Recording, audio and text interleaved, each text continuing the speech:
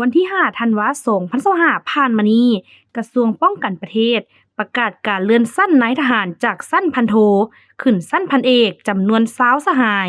โดยการเป็นประธานของสหายพลโทคำเลี้ยงอุทาไกรสอนกรรมการศูนย์กลางพรรครัฐมนตรีกระทรวงป้องกันประเทศมีบรรดาสหายคณะนำกระทรวงป้องกันประเทศบรรดากลุ่มใหญ่ห้องว่าการกระทรวงป้องกันประเทศคณะพรรคคณะบรรณาธิการห้องการกองบัญชาการวิทยาคารโรงเรียนกองและพนักงานนายทหารที่ได้รับการเลื่อนชั้นใหม่เข้าร่วม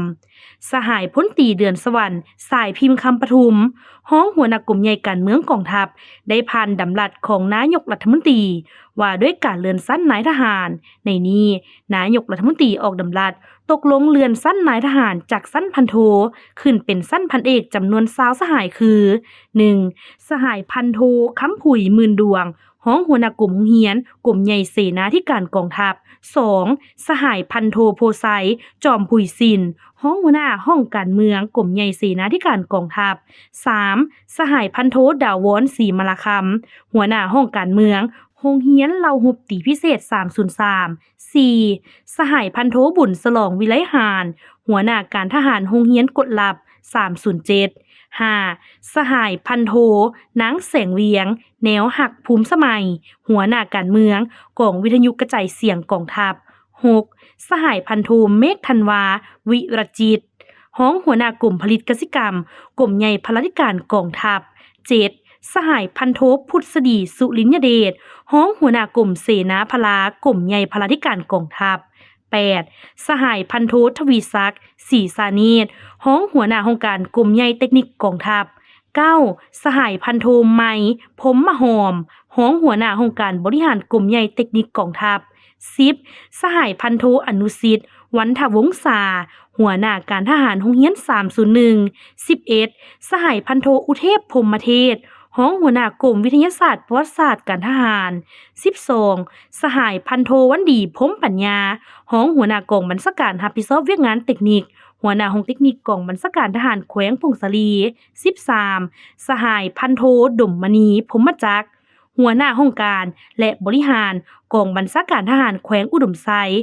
14. สหายพันโทสมพรเลือนคุณมีห้องหัวหน้ากองบัญชาการรับผิดชอบเวียกงานเทคนิคหัวหน้าห้องเทคนิคกองบัญชาการทหารแขวงสวรรณเขต 15. สหายพันโท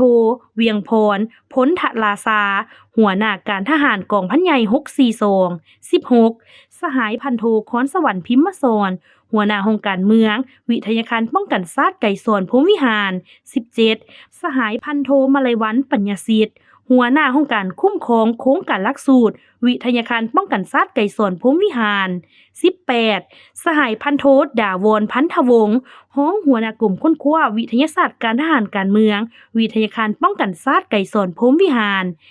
19. สหายพันโทคำลาวงสมภู